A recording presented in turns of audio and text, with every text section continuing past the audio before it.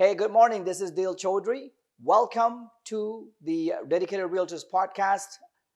We are from Remax World Properties. I am with Tarek Delangel.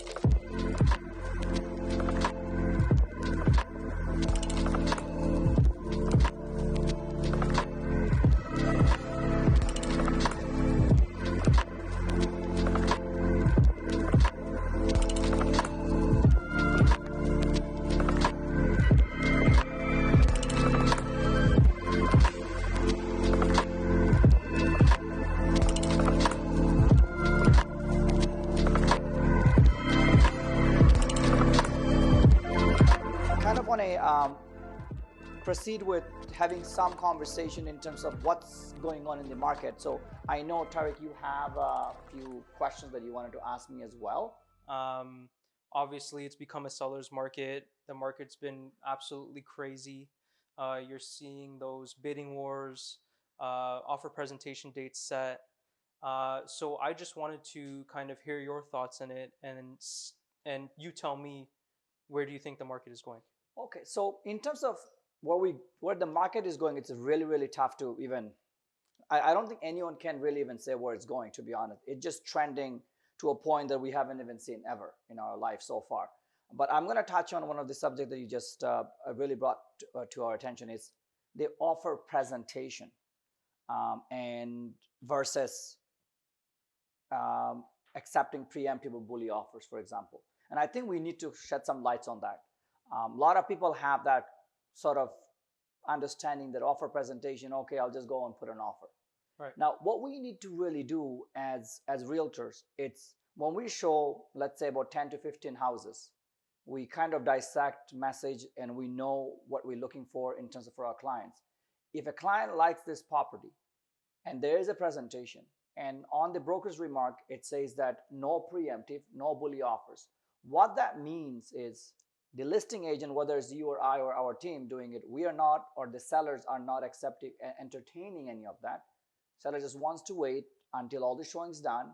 In other words, a lot of the sellers feel like they want to give that fair share of exposure of their property, if you will, to the to the prospective buyers. Let them come and check it out for however many days before the offer presentation. Now, that is a strategy a lot of realtors out there, also kind of doing it. Now, there are strategies where people also say sellers willing to accept or entertain preemptive offers. Now, this is where it becomes a really exhausting in a sense because we've been doing a lot of listings. If you have about 30-40 showings, right, for the same house, and everybody's like, oh, you mentioned there's a preemptive or bully offers acceptable, right? Now you as an agent imagine out of those 40 showings getting about 20 calls. They all want to give you preemptive offers. It can be a bit tiresome. It can be very much like time consuming. Yeah. And same time, I think if you have multiple listings, you're dealing with a multiple clientele, right? Multiple clients, you may not actually be able to serve your 100%. So that being Understood. said, I would prefer if you have got a presentation going on, stick with that presentation. And then if you know that you got that many showings of viewings happening, uh, just stick with your presentation. Don't even accept bully, because I think it's best that you give that full on 100% exposure to the prospective buyers and no one's disappointed. That's right. And everyone got a fair share of their time to see it, analyze the property and come with an offer on the offer date. That's the strategy I would choose to go with if I were to basically dealing with a property that has crazy amount of showings. When I say that, it's 40, 50 to 90, even 100. Yeah. That's right. Now, on the hindsight, you got a property that has only 10 showings and you got a presentation and you also have the same clause or same sort of remark that we are entertaining, sellers entertaining preemptive offers. What would you think it would do? Situation like that, where you got less showings, not a lot, but you got maybe one or two agents calling to say, hey, my client is interested to put an offer. Would you consider to entertain?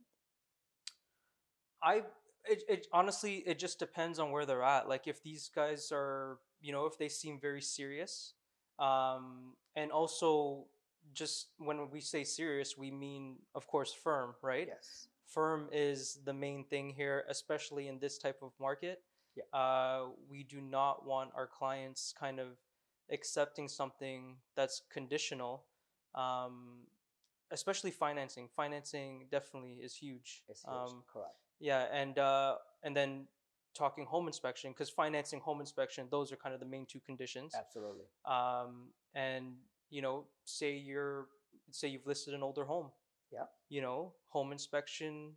It's a must. Yeah, home inspection is usually a must. Yeah. Uh, but if you've listed a property and you've gotten all those showings on it, more than likely, someone's gonna come and firm. Someone's going to come from. But now, where it comes down to you and I and the other realtors is we need to educate our clients. Like, okay, it's an older home. We understand. You really want to go farm on it. Great.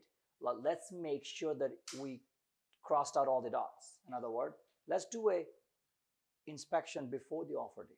That's how you want to prepare your client, right? Yeah.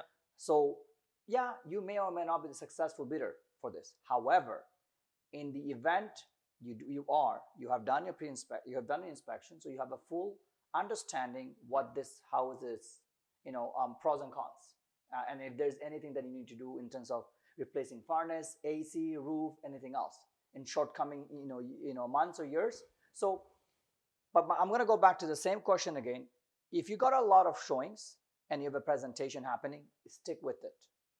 If you got 10 showings for the, let's say, 5 or 7 days before the presentation date, and within the 10 showings you don't see a lot of activity happening, I, as an agent, listing agent, and with the seller, probably would consider to entertain the preemptive. And that's where I'm coming down to. Now, a lot of people think preemptive or bully offers, oh, we're going to have a condition.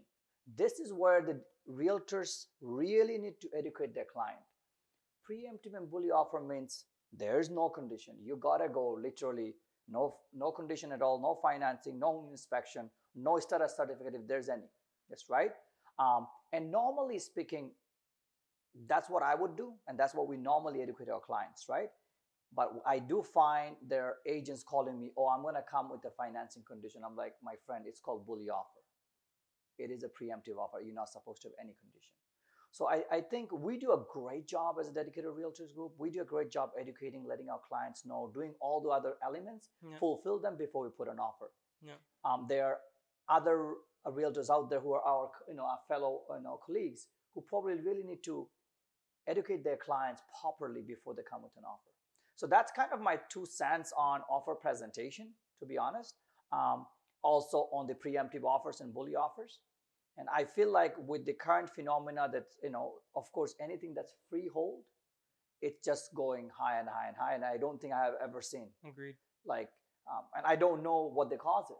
Everybody asks me that $1 million questions. What is this thing driving this market? Honestly, do you have any answer to that? You know what? I have been asked that question probably a couple hundred times over since we've bounced back after COVID. COVID halted everything. Correct. Property values dropped a bit. Yeah. But we've really come back with a vengeance. The market being it just came back with a vengeance. Even being in this property here today, you're listing one day, sold firm. Yeah. It's insane. You got what, 4 showings? 4 showings in less than 6 hours. Yeah. And then we had one good offer. Yeah. And this is where we decided that, okay, seller had a number. So here is going back to the presentation again. Seller had a number the seller was looking for, and we hit that number. It's like, I'm good. I don't want to wait for presentation. I don't want to wait for anything else. No. I'm good. I hit my number. Why risk it? That's right. And that's the thing. That's right. So, and having said that, that's where you really, really have to know your client's motivation. When you're listing a property, what is the motivation client selling this property for? Yeah. Hindsight, you're not going to go and publicize that motivation. This is you to know. Yeah. But it also gives you a strength and confidence when you're dealing with the counter partners. That's right. So from my side, I think we do a great job preparing our clients. I think people out there that's listening, And whether you're followers or not, but do understand that when your agent tells you it's a preemptive and bully offer, what that means is you're going with no condition whatsoever, like literally none. And if you're going to put a condition, that means the seller or seller agents are not probably going to look at that. Or what you should do between the time that you're putting an offer, perhaps if you see a house today and condition, let's say the presentation is on next week Tuesday, today is Friday, Right. you have 3 days to work on your condition, whether it's home inspection, whether it's mortgage, whether it's status certificate. We got to look after that. Now, most cases, when I touch on status certificate, that's for condominiums, townhouses, condo townhouses, so something that is not freehold. And there is a part, we just recently did a deal as well. You bought a property for a client of ours, right? Yes, yes. It was farm in a sense that no financing, no home inspection, but there is a condition there. Yes, Right? so we did include the status certificate condition. It's not an older property by any means. Okay. It's I want to say 2016 Okay, Pickering so fairly new. condo townhouse. Yeah. Um, it was a multiple offer situation. Okay. So in regards to price, we Okay. met it. Okay. We got it done. Inspection, me and the client, we went, saw it. Really, really good property. So, and newer as well. So Yeah. obviously that works in our favor. So, Yeah. we waive the inspection condition. And then status certificate. So for people that don't know are familiar with the status certificate because you've never lived in a condo or you've never bought one, Yeah. that kind of shows you where the condo corp is allocating their fees, how much their reserve fund is, and it also tells you if the owner is up to date on their maintenance fees. Correct. So we want to go into something knowing that the maintenance fees are covered. Correct. Because if they're not covered, the new owner could be on the hook for them. That's right. Right. That's right. And that's very important. That's a very key point because sometimes when you buy a property and you're like, oh, okay, we'll waive everything. But the startup is very crucial. It will tell you whether the current seller is defaulted. Yeah. And if it is defaulted for 3 months, they can actually be, there could be a lien on it as well. That's right. By the condo corp.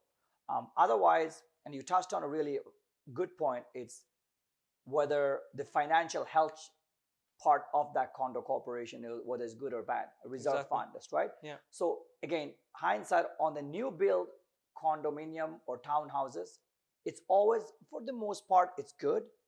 But I have came across a few condos and townhouses where I saw that there are some outstanding financial matter that has not been resolved by the builder. Right. So for example, if you bought a townhouse or townhouse or condo, and it was just recently been occupied by this current seller, and there might be $100,000, $200,000, even up to $500,000 outstanding bill that has not been looked after by the developer, the builder, in other words. So what that means is your agent should really pay attention to that. When you must obtain, even though it's a new condo, even though it's a new condo townhouse, you must obtain a status certificate just to make sure that there is not a lot of financial burden to the new buyer. Right. So to your point, like you said, it's a new condo townhouse, but we still felt like it was needed to be there. Yeah. Hindsight, because there could have been something that we don't know of. Yeah, exactly. Right. Exactly. And we don't want our prospective, our buyers or any clients in that matter, to be financially burdened by it for next little while. Right. Yeah. So that being said, I think we kind of covered today the offer presentation. Yeah. It is, we kind of touched base on preparing our clients for that presentation phenomena. Now, you and I, we also go to a lot of presentations, and we also have a lot of disappointments. That's right. Yes. For our clients. Yes. Now, speak to me about that, like your experience on it so far. So I've been in real estate it'll be 2 years in November. Yeah. I've been a part of a few offer presentations. Your client is usually a bit anxious. Yeah. It's always good to keep them level-headed, keep them calm, Yeah. be like, hey, we're going to put in a really good offer. And, if it's good, because if it's a multiple offer situation where there's about 20, 25 offers, usually the listing agent is going to go back to the best, say 4 or 5 offers, That's right. right? They're going to go Normally back it to the is. best 4 or 5 offers and they'll be like, hey, can you improve? Yeah. And that's where you and your client have to have the discussion. And actually, I think this discussion should kind of be had even before. Of Like, course. What- where can we meet at? Where can we go up to? So I mean, you touched on that. Like it basically is strategy that you Yeah. gotta play. Really, Yeah. What's your best price? Yeah. What we're gonna start with, and Okay. what is the absolute best? Best, yes. Right? Yeah. And now that being said, there are some realtors who don't even give you an option to improve. Hmm. You just have to go on best, Exactly. best, best. Yes, exactly. Right. It will say in the brokerage remarks, or they will let everyone know the day of. Like, if you've shown the property, you usually get an email saying, "Hey, we're not going to do any back and forth. There won't be any time for an improvement. There won't be a chance for improvements. Just submit your best offer, and that is that." Okay.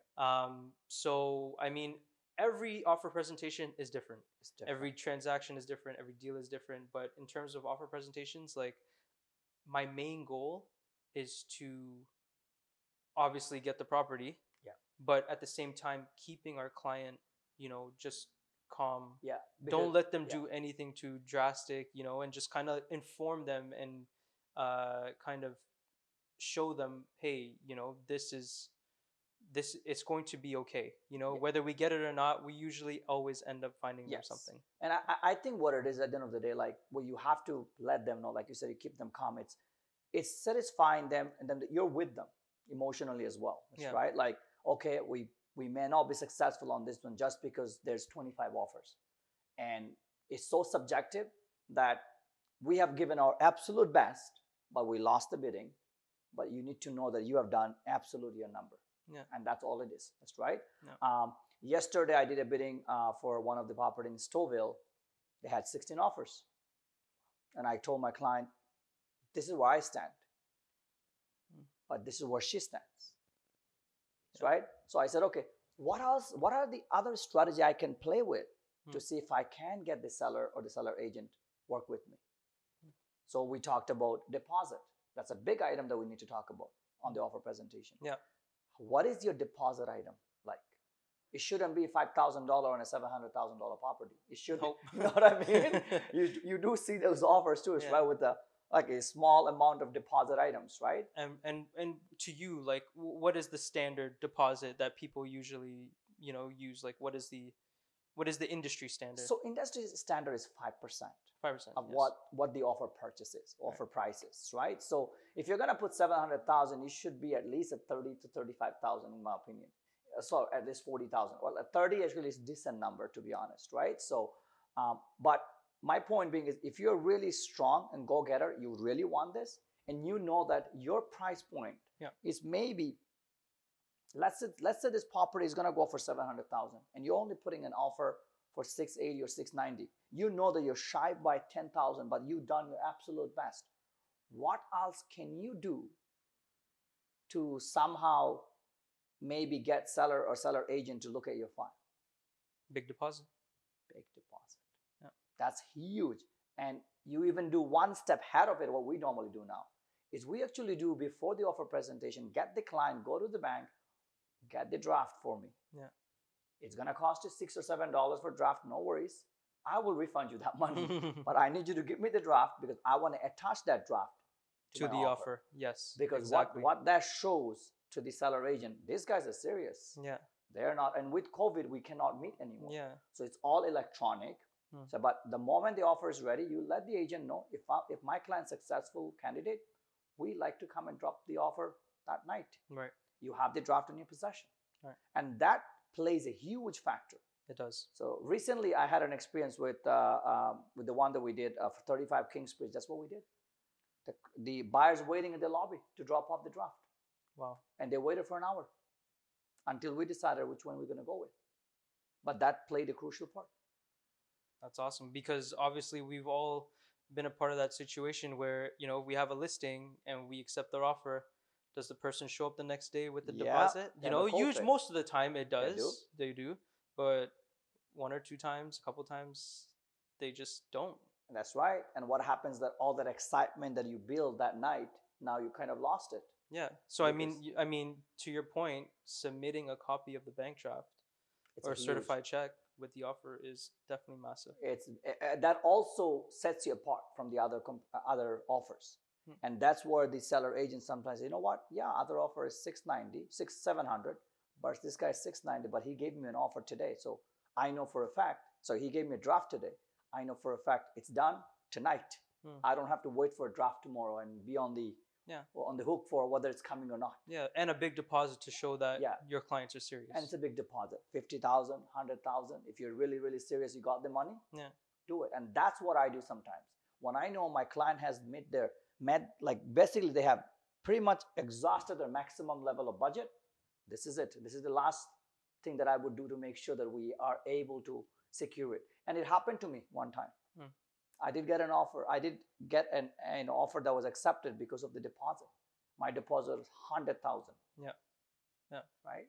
And so that also, these are the strategies that we as a dedicated realtors do for our clients. And the listeners or the followers out there, I hope you took something away from this conversation today. Dale Chaudhary from Remax Royal Properties, the team lead. Our other realtor here, Tariq D'Angelo. So we thank you for listening. Thank you guys. Thank you for having us. Thank And you. Dill, very informative as usual. And yeah, thank you. Thank you, guys.